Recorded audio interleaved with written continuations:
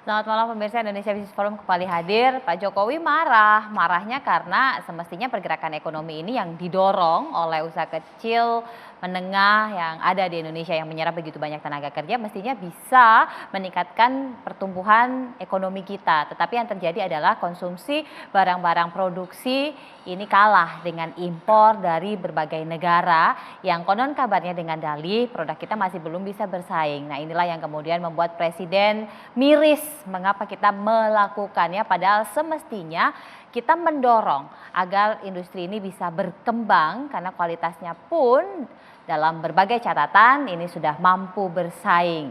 Tetapi tetap dikeluhkan harganya belum kompetitif. Apakah memang demikian? Untuk itulah pada malam hari ini Indonesia Business Forum mengangkat tema mengenai Jokowi marah, Indonesia banjir barang impor. Kita coba konfirmasi dulu deh kepada Bang Faisal karena di sini nanti juga ada Bang Faisal dan saya perkenalkan satu persatu narasumber saya. 3 orang sudah ada di studio bersama saya. Yang pertama tadi sudah saya mention ekonom senior Bang Faisal Basri. Bang Faisal sehat? Sehat, alhamdulillah. Boleh mungkin pakai mic-nya untuk bisa menyapa pemirsa. Kalau Bang Faisal senyumnya sudah begini, biasanya ada banyak catatan yang baik dalam tanda petik untuk bisa menjadi masukan bagi pemerintah. Selanjutnya ini perdana Kepala Lembaga Pendidik Kebijakan Pengadaan Barang dan Jasa LKPP, Bapak Abdullah Azwar Anas. Mas Anas sehat? Alhamdulillah sehat. Selamat Pak Kepala, akhirnya setelah dilantik berkenan untuk hadir di sini. Terima kasih. Dan tentunya ada anggota Komisi 6 DPR RI, Bang Deddy Yefri Sitorus. Bang Deddy apa kabar? Kabar baik, selamat malam semua. Tetap sehat ya Bang? Sehat, Harus selalu alhamdulillah. sehat. Walaupun mumet masalah minyak goreng, tapi untuk urusan ini harus terus Bukan sehat. cuma mumet muter-muter udah.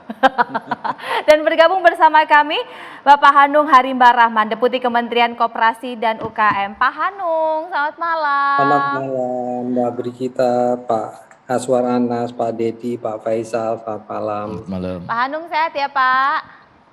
Alhamdulillah sehat Mbak Brigita. Terima kasih Pak Hanung sudah berkenan menyempatkan waktu bergabung bersama kami ya Pak. Siap. Saya ke Bang Faisal seperti tadi janji saya. Bang, catatannya apa memang sedemikian besar kalau dari pengamatan Bang Faisal? Cara melihatnya barangkali bisa dua ya. Pak Jokowi, saya enggak tahu nih ya titik beratnya mana. Pak Jokowi prihatin karena uang APBN untuk digunakan untuk pengadaan barang impor yang banyak, dalam negerinya cuma 14. Nah itu hak negara ya untuk menggunakan APBN itu untuk kepentingan ekonomi kita. Tapi kalau dikatakan kita dibanjiri impor, yang dimaksud Pak Jokowi kan impor barang konsumsi kan, pensil, pen, seragam polisi kalau tidak salah ya, kurang beralasan. Karena apa? Impor barang konsumsi itu hanya 10%. Oke. Hanya 10%. Sekitar ya, kadang-kadang 9, kadang-kadang 11, enggak 11 enggak pernah. 10, 8, 10%.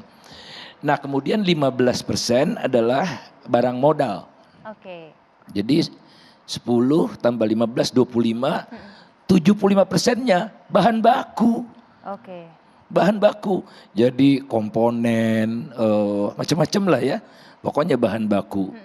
Nah jadi kalau konsen Pak Jokowi dibanjiri barang impor, jauh api dari panggang, seperti yang dicontohkan oleh Pak Jokowi ini. Saya bawa contoh-contoh misalnya. Saya penasaran nih tadi yang dibawa sama Bang Faisal. Pensil itu enggak sembarangan ya, butuh teknologi yang keren, ada juga teknologi yang rendah. Ini buatan Jerman ini, ya. Kegunaannya buat bisa scan di komputer. Kemudian ada yang murah, ada yang murah. Ada satu. Oh, enggak terbawa. Di rumah saya ada Rp1.000 satu pensil itu, buatan China. Kemudian ini pensil yang ada di dalam pen. Oke. Ini kita teknologinya belum bisa, karena tipis sekali itu yang 0,5 itu diproduksi ini oleh Mitsubishi. Jadi pakai teknologi tinggi. Nah jadi Bergantung kita bicara apa. Ini buatan Korea 0,9 yang tebal gitu ya. Macam-macam lah. Ini pen dan ada pensilnya juga yang bisa dihapus. Pen bisa dihapus. Jadi macam-macam. Nah, kita mau pilih yang mana? Kita tidak bisa semua produksi ini. Kita pantasnya yang mana? Oh, barangkali yang ini cocok ini. Ya, ya. Karena ini ada komponen kayunya dan ini kayu-kayu sisa. Nah, kita banyak nih di sini. Singapura enggak bisa nih bersaing dengan kita gitu. Nah, jadi kita enggak bisa semua. Nah, kemudian Pak Jokowi juga concern dengan seragam polisi yang katanya juga diimpor. Ya. Pada saat yang sama, perusahaan tekstil dan garment yang besar di Solo itu mengekspor peralatan dan seragam tentara di berbagai negara. Jadi kita hidup di dunia ini ekspor impor. Nah, tahun 70-an 80-an kita mengekspor tekstil dan garment yang kualitas rendahan. Nah, sekarang kita udah tinggalkan. Sekarang itu diproduksi oleh Bangladesh. Jadi kita naik kelas sekarang. Kenapa malam ini saya pakai jas? Karena saya ingin menunjukkan jas ini diproduksi oleh perusahaan garment di Bandung ya, yang 100% diekspor. Jadi kita tidak ekspor lagi t-shirt yang murah-murah itu, tapi ekspor jas. Nah, jadi berubah itu karena terjadi pembangunan. Jadi jangan khawatir, kita import yang memang kita tidak pantas lagi memproduksi karena garment kan UMP-nya naik terus, nggak sanggup bisa bersaing gitu. Jadi dinamis, jadi lihatlah gambaran keseluruhannya juga. Lebih baik Pak Jokowi bicara mengapa tiba-tiba kita, bukan tiba-tiba ya, sudah 4 tahun menjadi importir gula terbesar di dunia. Apa yang terjadi ini? Ya, nah itu kan salah pemerintah juga, karena pabrik-pabrik gula yang sekarang tidak pakai tebu rakyat. Dia pakai raw sugar gitu. Harganya lebih murah di luar negeri daripada di dalam negeri, harganya jomplang. Namun saya setuju dengan Pak Jokowi dalam kaitannya dengan dana APBN kan dana pemerintah, jadi enggak maksa-maksa warga negara untuk beli kan. Nah, pengeluaran pemerintah pusat ini pertumbuhan yang paling pesat adalah bayar bunga pinjaman. Iya, ya. Paling pesat, tumbuhnya paling pesat. Kedua belanja barang. Ketiga belanja pegawai. Keempat baru belanja modal. Kelima belanja sosial. Jadi buat rakyat pertumbuhannya lambat. Nah, boleh bisa dikatakan oleh karena itu di luar bunga ya, bayar bunga, ini kok pertumbuhan belanja barangnya pesat sekali gitu. Nah, oleh karena itu kita coba untuk menelusuri ya, bagaimana nih uang yang tadi ratusan triliun itu bisa menyerap produk-produk lokal. Saya setuju, tapi jangan apa-apa import dilarang gitu. Import dilarang. Yang waktu saya kuliah dulu, perdagangan itu hanya satu arah. Jadi misalnya Indonesia mengekspor komoditas, Indonesia mengimpor barang industri. Itu negara yang baru berkembang. Tapi lambat laun Indonesia sekarang mengekspor mobil, juga mengimpor mobil.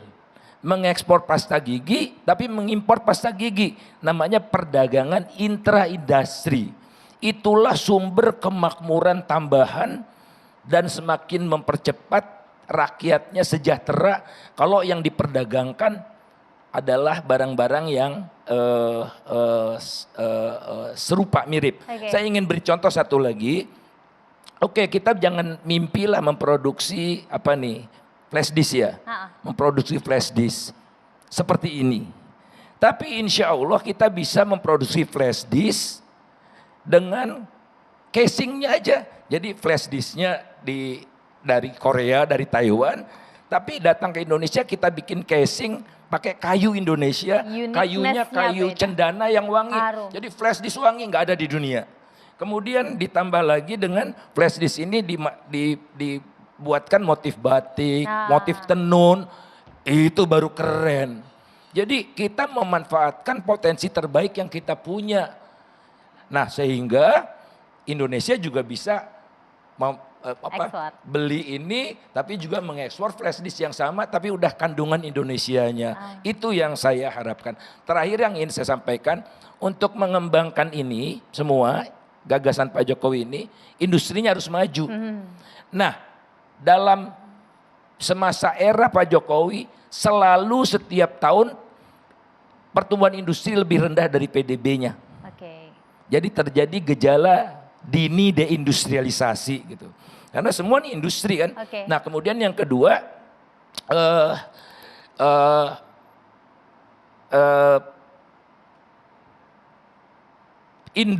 untuk memajukan industri macam-macam ini, sumbernya dua, basisnya dua. Bapaknya industri, ibunya industri, kita yatim piatu industrinya. Industri baja kita lemah, cuma Krakatau Steel. Dan industri petrokimia kita juga lemah karena tidak ada yang terintegrasi. Jadi kalau di negara lain itu kilang dan petrokimianya menyatu. Di Indonesia kita punya Chandra Asri tapi Chandra Asri tidak punya kilang minyak. Yang ada kilang minyak tidak ada petrokimianya. Jadi ya udah pasti kalah karena hampir semua produk industri itu pakai besi baja dan pakai petrokimia. Termasuk obat paracetamol itu dari petrokimia. Ya itu aja komentar saya sementara. Jadi sebenarnya impor itu nggak selamanya buruk. Hanya saja kalau produknya diproduksi di Indonesia ini akan jadi masalah. Tapi kalau dari catatan LKPP, konon kabarnya memang segitu besar ya angka impor itu ya Pak? Iya, jadi Bapak Presiden marah itu sangat beralasan. Karena setelah melihat potret belanja APBN APBD kita, ternyata potretnya masih banyak impor. Sekarang saja kita catat dari sirup yang masuk ke kami, itu baru 50%-an. Per Senin kemarin ini belanja impornya udah 25,3 triliun. Banyak. Nah, jadi sangat beralasan beliau, padahal pemerintah ini the biggest buyers. Ya, ada 1.100 sampai 1.200 triliun per tahun. Beliau targetkan tahun ini 400 triliun harus belanja PDN, kira-kira gitu. Nah, beliau memberikan arahan dengan jelas jika kementerian lembaga itu kan sudah ada Perpres nih, Perpres 12/2021, 40% belanja kita perintah presiden adalah harus PDN dan UMK. Nah ini ada ruang. Nah, tetapi selama ini belum tereksekusi dengan baik dan sekarang Bapak Presiden telah memberikan arahan yang luar biasa untuk bisa dieksekusi ini. Salah satunya perintah kepada Kementerian Keuangan, kepada kami, kepada UMKM dan juga kepada Menteri Dalam Negeri dan juga BPKP. Nah di LKPP sendiri ini adalah ada produk-produk yang dimasukkan di e-katalog. Nah atas perintah Bapak Presiden ketika substitusi impornya sudah ada maka kami freeze. Ya, kami bekukan, tidak lagi bisa diklik oleh KL.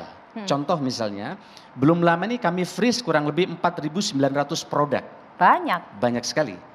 Nah, jadi beliau sangat beralasan karena apa? Misalnya tempat tidur di Alkes dulu sudah ada di Indonesia tapi masih impor dan seterusnya dan seterusnya. AC kita 70% ini impor. Kalau kementerian lembaga misalnya semua pembangunan beli produk AC yang lokal, ini mereka bayar pajak, menambah lapangan pekerjaan dan seterusnya. Nah, lalu apa rencana aksi yang kami kerjakan sekarang adalah di LKPP sekarang kita melakukan beberapa transformasi. Sekarang Pak Faisal tidak ada lagi negosiasi harga ketika barang masuk ke LKPP. Kami drop. Kemudian tidak ada lagi perpanjangan kontrak setiap 2 tahun. Setiap hari mereka bisa naik. Dulu ada 8 proses untuk menaikkan barang ke LKPP. Sekarang Pak Anggota Dewan ini tinggal 2 langkah saja karena kami integrasikan sistem Desikap dengan e-katalog. Jadi sangat market friendly kira-kira gitu. Dan kami hanya memproses non digitalnya di depan dan di belakang. Bukan hanya itu, arahan Bapak Presiden jelas ketika ratas. Pangkas syarat-syarat yang menyebabkan UMK tidak bisa masuk e-katalog. Kenapa e-katalog? E-katalog ini tidak perlu lelang sehingga prosesnya dengan mudah. Oleh karena itu maka atas saran Bapak Presiden di ratas dan kemarin ditegaskan di Bali, kami drop SNI bagi produk-produk yang tidak menyangkut langsung keselamatan jiwa orang. Seperti tidak obat, tidak suntik. Dulu bangku ini yang tidak ber-SNI nggak bisa masuk e-katalog. Begitu juga produk-produk yang lain mainan anak-anak padahal bisa diproduk oleh UMK kita. Nah sekarang kita buka. Yang kedua, atas saran Bapak Presiden sekarang seluruh kabupaten kota kita tetapkan untuk bisa mengelola e-katalog lokal. Dulu kami ketika jadi bupati 2 periode nggak bisa membuat e-katalog lokal karena syaratnya begitu sulit. Yang sulit, syaratnya banyak, harus KPBJ level 3. Sekarang tidak, sudah kita tetapkan. Sehingga ini mudah. Nah yang paling menarik adalah atas saran kebijakan Bapak Presiden ini, Kementerian Keuangan, Depdagri, BPKP, kemudian Kementerian UMKM, Pariwisata, ini bekerja keras untuk melihat regulasi apa saja yang menyebabkan UMK nggak mau jual produk ke Pemda. Kenapa nggak mau jual ke Pemda? Karena diutang. Tidak langsung, padahal duit ada karena proses administrasinya panjang. Oleh karena itu Pak Faisal, sekarang ada keputusan, terima kasih Pak Mendagri, Ibu Menteri Keuangan, dan juga teman-teman kementerian yang lain, kita percepat ini untuk mewujudkan ini. Karena meskipun Presiden sudah punya goodwill, kalau regulasi kecil-kecil tidak diberesin nggak bisa belanja. Maka sekarang Pak Anggota Dewan Terhormat, kita ada kartu kredit pemerintah. Nah, kartu kredit pemerintah daerah dan pemerintah. Ini dengan Himbara, Pemda bunganya 0%. Nah, sehingga nanti barang yang dibeli masuk di e-katalog dan toko daring, pakai kartu kredit langsung dibayar. Selama ini dihutang Pak Faisal, bisa 3-4 bulan. Nah inilah beberapa reformasi kebijakan sebagai wujud dari arahan Bapak Presiden untuk membeli produk-produk dalam negeri dan juga UMK. Jadi syarat-syaratnya dipermudah, termasuk prosesnya juga dipercepat. Kira-kira begitu. Jadi kayaknya informasi mengenai banjirnya barang impor ini jangan-jangan juga dari LKPP. Apakah memang benar demikian? Nanti kita coba konfirmasi, sesaat lagi kita akan lanjutkan. Kita coba lanjutkan. Ini jangan-jangan pembisiknya Pak Jokowi kemarin dari LKPP ya? Pak Jokowi marah. Presiden ini datanya banyak Mbak, dan mengkonfirmasi, saya kira beliau datanya luar biasa di berbagai kesempatan. Tapi data yang kami miliki memang arahan beliau ini sangat mengena. Karena dengan demikian ke depan, bahkan beliau sangat tegas kemarin. Bagi kementerian, lembaga dan daerah yang belanja produk dalam negerinya tidak sampai target 40% supaya diberi sanksi, termasuk DAU dan DAK-nya untuk dievaluasi oleh Kementerian Keuangan, termasuk pemotongan anggaran di kementerian. Saya kira ini adalah arahan yang sangat serius, bahkan inpresnya tadi kami dengar sudah diteken, berarti dalam minggu depan inpres terkait dengan berbagai regulasi yang menyebabkan belanja ke UMK. Jadi sebenarnya addressnya Pak Jokowi ini, Pak Presiden, adalah keberpihakan ke UMK-nya sangat terukur. Salah satunya terkait dengan penggunaan kartu kredit dan belanja di marketplace. Dulu untuk belanja di marketplace itu maksimum 10 juta Pak. Di atas 10 juta Pemda harus pertanggungjawaban pakai materai. Nah ini akan dinaikkan sehingga dengan begitu, dengan belanja di marketplace boleh untuk alat pertanggungjawaban, ini akan mendorong digitalisasi pengadaan, transparansi, dan UMK akan dibeli oleh pemerintah daerah dan KL. Di sini ada Kemenkop UKM yang memang membidangi, mengawasi dan juga mementori untuk bisa upgrading. Pak Hanung, ini kalau kita lihat sangat konsisten, dan Pak Presiden tadi kalau saya pinjam kalimatnya Pak Kepala LKPP sangat tegas mengenai konsumsi produk lokal ini. Nah kalau dari Kemenkop UKM untuk bisa mendorong agar bisa terserap dengan baik, sampai sejauh ini sudah sampai mana Pak? Ya, jadi Kemenkop melakukan dari banyak sisi Mbak Brigita. Jadi dari sisi dari sisi supply UMKM-nya gitu ya, itu kita siapkan berbagai berbagai kebijakan sudah kita, dari pembiayaan gitu ya, salah satunya juga ini sudah ada landasan hukumnya di Undang-Undang Cipta Kerja, bahwa perintah kerja dan sebagainya itu bisa jadikan kolateral gitu ya. Nah, ini akan sangat membantu sekali. Kemudian juga sertifikasi gitu ya. Jadi kita memberikan bantuan sertifikasi. Bahkan kalau untuk yang mikro itu sertifikasi untuk halal, dan juga ada NIB yang berlaku sebagai izin tunggal, itu bisa diberikan secara gratis gitu ya, berbagai sertifikasi. Kemudian untuk usaha kecil dan menengah, kita juga membantu fasilitasi mereka untuk memperoleh berbagai sertifikasi, termasuk sertifikasi internasional. Kemudian ada kegiatan-kegiatan pendampingan dan sebagainya, kemudian mengikuti pameran dan sebagainya. Artinya kita menyiapkan UMKM tadi untuk memenuhi standar dan sertifikasi yang dibutuhkan. Itu yang kita lakukan. Kemudian kita juga ingin menunjukkan dalam pameran kemarin, juga pameran-pameran itu ingin kita menunjukkan bahwa UMKM kita ini bisa mengerjakan pekerjaan-pekerjaan yang teknologinya tinggi. Jadi kemarin kita pamerkan gitu ya, produk-produk UMKM kita ini yang bisa membuat simulator, bahkan simulator pesawat terbang mereka bisa bikin. Dan itu kita tunjukkan, gitu ya. Engineering desainnya dari mereka, gitu ya. Brandnya juga dari mereka. Jadi kita concern sekali UMKM yang bisa punya haki, gitu ya, yang concern dengan haki, engineering, gitu ya. Kemarin juga ada yang bergerak di bidang alat-alat kesehatan, termasuk untuk reverse osmosis, gitu ya, untuk dialisis ginjal itu mereka sudah bisa bikin. Kemudian antigen dan sebagainya, itu mereka bisa bikin.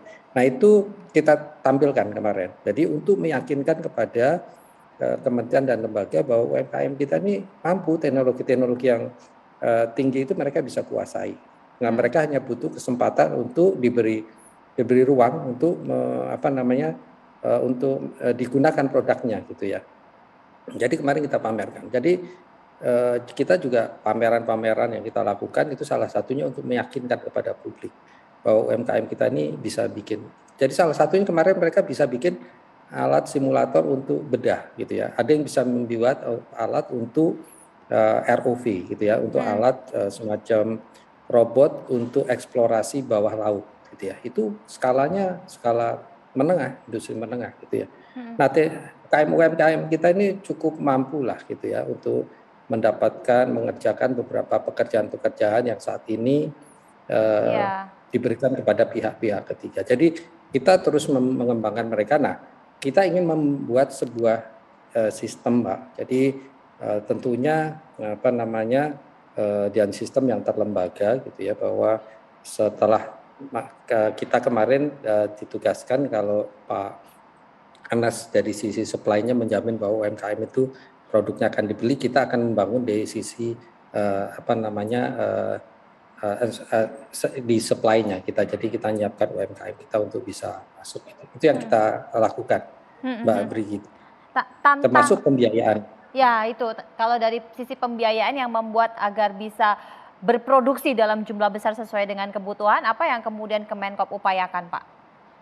Ya, jadi kami sudah menyiapkan beberapa program. Salah satunya itu sesuai dengan amanat Presiden bahwa target untuk pembiayaan UMKM yang saat ini baru 20%, ini dinaikkan menjadi 30% kredit alokasi untuk di UMKM. Karena jumlah ini jauh lebih rendah daripada di negara-negara lain ya, proporsi kredit yang diberikan kepada UMKM. Jadi Presiden ingin bahwa ditargetkan hingga 30% itu untuk UMKM. Nah, kita siapkan untuk UMKM yang bisa menyerap kredit-kredit tadi dengan menghilangkan juga membantu untuk mengurangi berbagai risiko. Salah satunya risiko pasar tadi ya, itu bisa kita bantu. Jadi itu, dan beberapa kebijakan sudah dilakukan oleh Bank Indonesia, dan kita menyiapkan dari sisi juga dari industrinya. Jadi industri keuangan itu kita coba bersama-sama dengan mereka menyiapkan beberapa skema, Mbak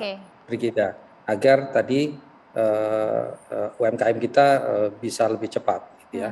Dan kita pendekatan mulai ekosistem gitu ya, seperti yang saya sampaikan tadi. Pengadaan barang ini akan kita buat dalam sebuah ekosistem sehingga resiko-resikonya juga bisa terukur gitu ya, dan juga terintegrasi. Jadi ini yang kita akan lakukan dalam waktu dekat. Oke. Bang Deddy, ini ada tantangan yang juga mesti didorong oleh anggota Dewan tentunya seperti yang tadi disampaikan. Karena kalau tidak bekerja bersamaan jalannya termasuk regulasinya kan akan susah kalau kita menggunakan dana APBN juga, Bang. Ya, pertama saya mau bilang bahwa regulasinya tadi sudah disebutkan oleh Bung Anas ya, bahwa ada Perpres nomor 12 tahun 2001 ya, bahwa 40% dari belanja barang dan jasa pemerintah pusat dan daerah itu harusnya ditujukan kepada UMKM ya, dan industri dalam negeri, termasuk misalnya sampai yang pagu 15 miliar tuh harus kepada UMKM. Harusnya. Nah, yang jadi persoalan kan sekarang 57% dari data 2021, 57% barang yang terdaftar dalam e-katalog itu adalah impor, produk impor. Hanya 43%-nya yang produk dalam negeri. Dari 43% itu pun hanya 4% yang punya TKDN. Nah, selebihnya 39% itu non TKDN. Ini yang saya kira menjadi salah satu concern Pak Jokowi.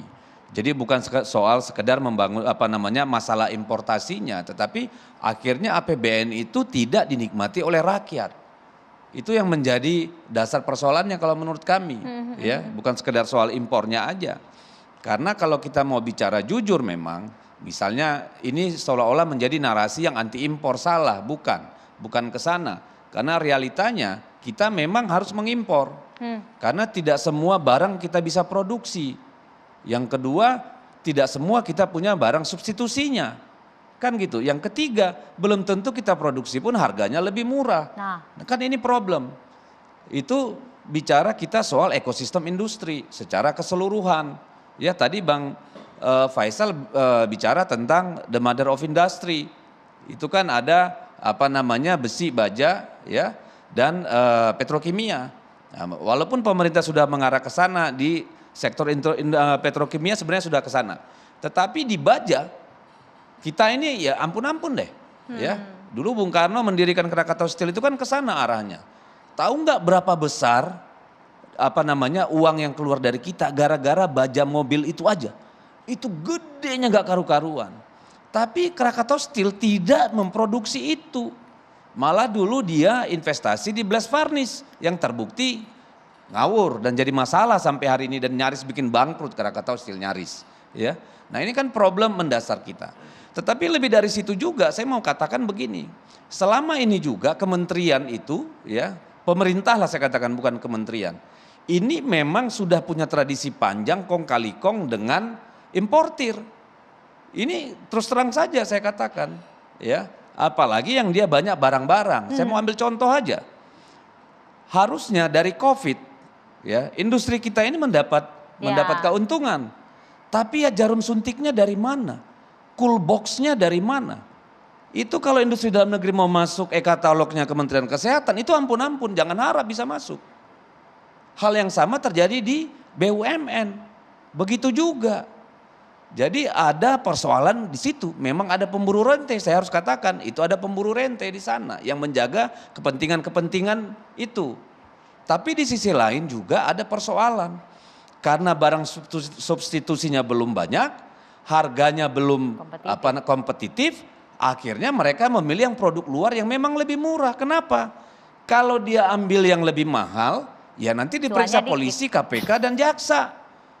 Lah ini kan juga harus menjadi satu tarikan nafas. Nggak bisa, karena problem kita sebenarnya menurut saya kemarin Pak Jokowi itu, kalau barang yang sudah ada di sini, ya berikanlah cara supaya itu mudah menyerap APBN. Boleh gampang gitu. Nah ini yang nggak terjadi. Ini ada usaha yang luar biasa dari LKPP juga kan Bang. Apalagi yang kemudian. Ya seharusnya begitu ya. Ini ya gini ya. Tadi kalau persoalan barang substitusinya sudah ada, harganya sudah oke. Saya mau kasih contoh. Dulu saya lama bekerja di UNDP. Pengadaan itu terpusat di New York.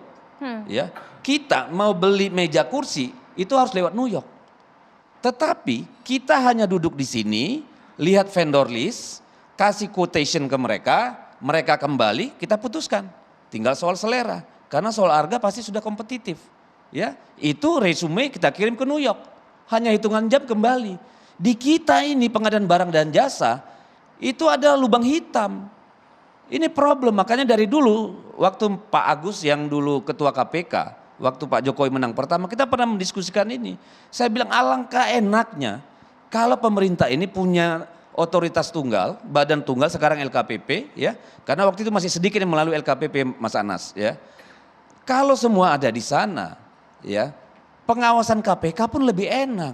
Nggak harus mengawasi seluruh pengadaan di seluruh kementerian pemerintah daerah. Karena langsung begitu APBN APBD diketok langsung tahu tahun ini butuh kursi berapa, meja berapa, ini berapa, kertas berapa. Tinggal semua yang sudah ada di vendor list, lempar. Untuk daerah ini, lu kasih harga berapa, ini berapa. Jadi tidak ada yang aneh, tidak ada pihak ketiga, tidak ada pemburu rente yang diantaranya. Tidak ada hantu dalam tanda petik yang di tengah-tengah itu ya. Sama juga dengan konstruksi. Kalau di konstruksi itu satu pengadanya seperti di Korea, enak sekali.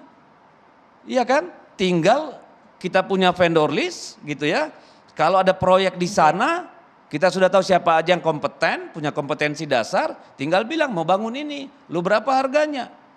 Tinggal lihat itu. Nah sekarang yang terjadi apa? Orang pinjam PT untuk ikut pengadaan, pinjam bendera, segala macam. Adalah persenan untuk kesana kemari. Lah ini kan tergantung kita mau apa. Nah kembali lagi saya kira yang paling penting, karena ini concernnya adalah sebenarnya bagaimana rebound ekonomi ini dinikmati oleh rakyat kita, juga kue APBN itu 40%-nya dinikmati pengusaha UMKM dan pengusaha kecil. Ini yang harus kita dorong, LKPP pengadaan itu memang harus sinkron semua. Tidak boleh lagi ada di perkementerian kalau menurut saya, langsung masuk ke satu aja. Jadi dan itu sistem vendor list aja, nggak perlu ada tim tender, nanti nego-nego makan malam dengan siapa. Itu menurut saya bullshit, selama itu masih ada omong kosong. Jadi gini, jadi benar sekali nih, itulah dulu target produk LKPP itu setahun 95.000. Tapi? Kami per Maret ini kami target 200.000 produk naik. Dan sekarang sudah 215.000. Target akhir tahun 1 juta produk karena mekanismenya sudah kita potong. Tidak ada lagi negosiasi harga untuk memasukkan barang. Dan sekarang produknya kita buka untuk masuk sebanyak-banyaknya. Jadi kalau tadi data masih 57%, saya kira ke depan akan banyak jauh berkembang. Betul. Sekarang sudah mulai nambah. Nanti kita coba konfirmasi bagaimana kesiapan dari Kemenkop juga untuk bisa mendorong, termasuk juga lubang hitam yang tadi dalam tanda petik dimention. Mengapa dan bagaimana caranya untuk bisa mengikis pelan-pelan? Bang Faisal pasti juga punya catatannya. Sesaat lagi tetaplah bersama kami.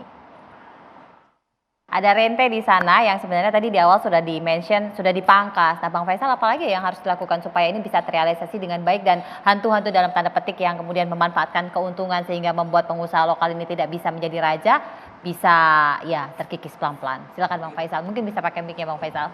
Mungkin sistem penganggaran ya, karena saya juga pernah ngelola proyek gitu ya, proyek APBN. Item proyek itu 3, honor, perjalanan dinas, belanja barang. Nah, itu yang lain nggak boleh gitu, yang lain nggak bisa gitu. Nah belanja barangnya ini memang pelik sekali ya. Jadi misalnya komputer, mereknya apa, tinggal ditempel gitu. Padahal komputernya murah gitu ya. Yang seperti itu saya alami sendiri ya. Kemudian ada pemeriksaan. Macam-macam lah. Jadi situasinya memang masih sangat berat. Oleh karena itulah KPPU juga waktu saya di Komisi Pengawas Persaingan Usaha itu sebagian besar kasus ya tender gitu. Ya kong kali kong antara pemberi kerja dengan yang memperoleh pekerjaan gitu. Nah ini yang harus diselesaikan. Rasanya juga terkait dengan apa ya? Biasanya kan secara umum gaji pegawai negeri masih belum memadai ya. Nah oleh karena itulah ada side income, pendapatan tambahan gitu ya dari proses-proses ini dikumpulkan gitu. Ada koordinatornya di kementerian-kementerian itu. Nanti kan kalau zaman dulu, zaman saya masih PNS, seumur-umur saya jadi PNS nggak ada THR. Nah jadi THR-nya lah minta sama yang pemasok-pemasok itu, yang begitu-begitu banyak. Nah ini barangkali yang LKPP dibuka supaya terang benderang sekali. Nah namun perlu ada komitmen dari negara juga untuk remunerasinya memadaikanlah PNS ini ya. Karena secara teori dia tidak mungkin bisa nyekolahkan anak sampai perguruan tinggi dengan gaji yang ada sekarang ini. Berat. Jadi dia harus nyangkul gitu. Nyangkulnya di dalam. Kalau nyangkul di luar kan namanya ngobyek ya. Ini nyangkul di dalam ini yang berat. Nah itu juga yang tercermin sih sebetulnya dalam ini ini belanja barang loh, belum belanja modal, belum investasi ya, itu lebih berat lagi tugas LKPP, belum lagi belanja jasa. Oh itu standarnya makin susah tuh. Itu kan kalau kita dapat proyek penelitian gitu ya dari APBN atau dari BUMN harus presentasi di LKPP tuh. dikuliti habis. Jadi saya respect lah ya dengan teman-teman sehingga tidak terjadi lagi overpricing gitu ya. Apalagi untuk konsultan-konsultan keren-keren itu loh, yang keren-keren yang dari luar itu ya. Oke. Mereka men-charge pokoknya mahal sekali. Tapi salah pemerintah juga sih. Kenapa? Minta cepat, proyek 3 bulan harus jadi sebulan. Gitu-gitu kan mereka juga tentu saja ininya beda ya. Jadi perencanaannya juga harus baik lah saya rasa. Tapi yang terpenting bagi saya, tolong peningkatan belanja barang itu agak diredam. Masa belanja barang pertumbuhannya tertinggi kedua setelah bayar bunga gitu. Belanja pegawai nomor 3, oke, saya lebih make sense belanja pegawai kalau betul-betul untuk meningkatkan kesejahteraan. Nah barulah APBN itu bagi rakyat semakin banyak, dan belanja modal yang tidak habis. Ini kan belanja barang ini secara umum yang habis dipakai ya Pak Anas ya. Yang habis dipakai, jadi ATK lah apalah gitu-gitu. Nah, Pak Hanung, ini tentunya Kemenkop mesti menjawab tantangan karena di LKPP sudah benar-benar dibuka. Jadi kan penguatan dari UMKM-nya juga mesti kuat Pak Hanung. Apalagi yang Kemenkop sudah rencanakan dan strateginya Pak Hanung. Ya, baik. Terima kasih. Jadi yang pertama, mungkin saya dari awal sedikit ya. Jadi yang pertama adalah kami ingin menggali informasi mengenai produk-produk apa saja yang dibutuhkan oleh UMKM berdasarkan data-data yang sudah kita kumpulkan. Agar informasi itu juga bisa diantisipasi oleh UMKM kita, produk-produk apa saja gitu ya. Yang kedua, kemudian kita mendorong UMKM kita ini masuk e-katalog gitu ya. Tadi target Pak Kepala LKPP itu kan ada 1 juta gitu ya. Nah, kita dorong UMKM kita ini bisa masuk ke e-katalog dan e-tendering gitu ya, dan juga ke bela pengadaan gitu ya. Itu kita dorong gitu ya. Dengan sekaligus kita fasilitasi kalau memang diperlukan sertifikasi itu kita bantu untuk lakukan sertifikasi. Selain tentunya Pak Anas sudah memberikan relaksasi untuk UMKM terhadap beberapa persyaratan teknis yang sebenarnya tidak terlalu diperlukan gitu ya. Itu sudah ada relaksasi. Tetapi kalau yang diperlukan kita akan bantu untuk mendapatkan sertifikasi tersebut bersama dengan kementerian-kementerian lain. Kemudian kita melakukan pembinaan gitu ya, pembinaan mengenai akses modal. Kalau misalnya dia butuh mengenai kualitas produk gitu ya, kita bikin rumah produksi bersama dan sebagainya gitu ya. Kita untuk meningkatkan kualitasnya supaya bisa masuk standar. Kemudian juga kita akan hubungkan dengan beberapa kementerian yang punya program-program untuk riset agar spesifikasinya dia bisa ditingkatkan sesuai dengan standar yang dilakukan. Ada beberapa program pemerintah sebenarnya bisa dimanfaatkan, ada super deduction gitu ya, atau kemitraan bidang riset gitu ya, dan juga pembinaan lain. Itu yang kita lakukan. Kemudian juga untuk akses pembiayaan seperti yang saya sampaikan gitu ya. Nah itu kita akan itu beberapa hal yang kita lakukan untuk mereka. Baik. Jadi kesimpulannya supaya ini bisa dipercepat sesaat lagi, tetap bersama kami. Sebenarnya kementerian perlu juga sih untuk diberikan teguran ya sama presiden, dan dari situ kan juga masyarakat juga jadi tahu kalau ternyata sebenarnya dari kementerian sendiri nih banyak yang masih menggunakan produk-produk yang impor. Saya juga kan lihat-lihat berita-berita lama juga ya. Nah itu kelihatannya polanya itu kayak manuver aja ya. Tapi itu tidak diselesaikan gitu ya. Nggak perlu juga marah-marah ya. Para menteri itu untuk bisa melakukan kebijakan mau impor apapun itu pasti ada persetujuan dari yang di atas juga gitu. Harus ada dukungan untuk industri dalam negeri untuk bisa meng-create apa yang memang kita itu butuh gitu. Jadi mungkin kekesalan dari pribadi yang melihat anak buahnya kurang maksimal. Kalau menurut saya sih sebetulnya masih bisa diinstruksikan secara internal ya. Beresin aja diam-diam, yang penting rapi, beres. Rakyat nggak perlu tahu lah, yang penting pemerintah gerak cepat, beres masalahnya gitu aja. Make it simple.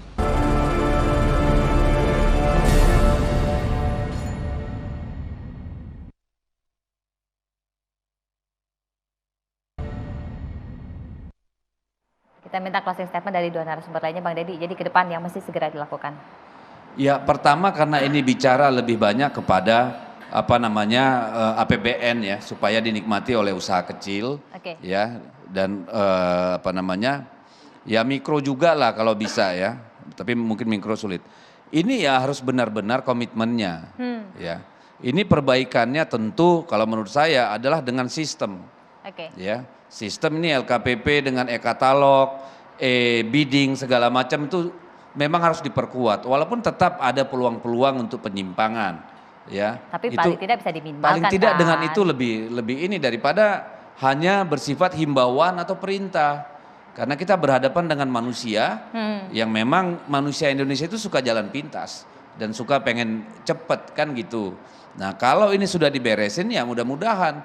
Tetapi di luar anggaran pemerintah, kalau menurut saya ya memang ekosistem industri kita ini harus diperbaiki dengan benar dari hulu ke hilirnya.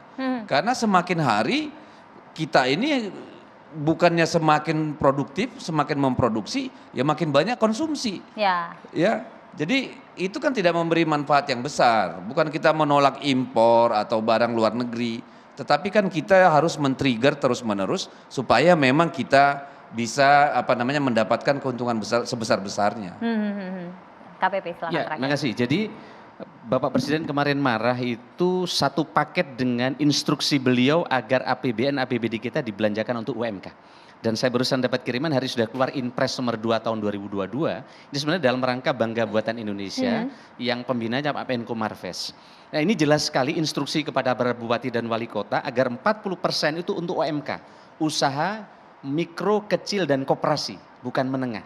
Dari sini komitmennya saya kira sudah sangat jelas dan harapan kami nanti ini bisa kita eksekusi bersama-sama dan kalau ini jalan seperti hitungan dari BPS akan mendorong pertumbuhan 1,6 sampai 1,7% dan berbagai regulasi terkait belanja ini juga setelah diberesin dengan Inpres ini termasuk juga Pak Mendagri sudah merevisi Permendagri 77 sehingga teman-teman bisa belanja menggunakan kartu kredit termasuk pertanggungjawaban keuangan dan lain-lain. Dari sini kami optimis ke depan dengan pemangkasan birokrasi yang telah kami lakukan kemudian e-katalog lokal kemudian bisa dibuka oleh seluruh kabupaten kota dan di sini bukan hanya keripik kerajinan saja yang dimaksud UMK tapi misalnya teman-teman yang punya material batu bisa masuk e-katalog, aspal bisa di e-katalog, pasir masuk e-katalog, paving masuk e-katalog. Dari sini sesungguhnya penyerapan anggaran akan semakin cepat sehingga respon dari usulan rakyat ke depan dengan e-katalog akan segera bisa diwujudkan. Baik. Kira-kira gitu. Jadi dasar hukumnya sudah jelas, tinggal bagaimana peta Tambahan jalannya. sedikit saya kira. Jumlah yang TKDN tadi juga harus terus diperbesar Mas, supaya kita tidak melarang impor, tetapi untuk APBN itu persyaratan TKDN itu saya kira akan sangat membantu. Di Kemenperin sudah melakukan upaya-upaya itu percepatan termasuk upaya percepatan saya sudah usul supaya Kemenperin dan setujui oleh beliau akan merubah bahwa surveyornya tidak hanya 2 tapi akan ditambah sehingga percepatan untuk yang mendapatkan sertifikat TKDN akan lebih banyak. Kira-kira gitu. Kayaknya makin panjang kalau kita bahas TKDN. Nanti kita akan lanjutkan di episode berikutnya. Terima kasih Bang Deddy, terima kasih Bang Faisal, terima kasih Mas Anas, dan juga terima kasih Pak Anung. Mudah-mudahan saja implementasi dari ketentuan-ketentuan dan aturan yang sudah ditetapkan oleh Bapak Presiden dan juga pemerintah ini bisa terimplementasi dengan baik agar harapan kita bisa jadi raja di negeri kita sendiri dan bisa menguasai perekonomian tentunya bisa terwujud. Saya Brigita Manuar pamit, selamat malam, sampai jumpa.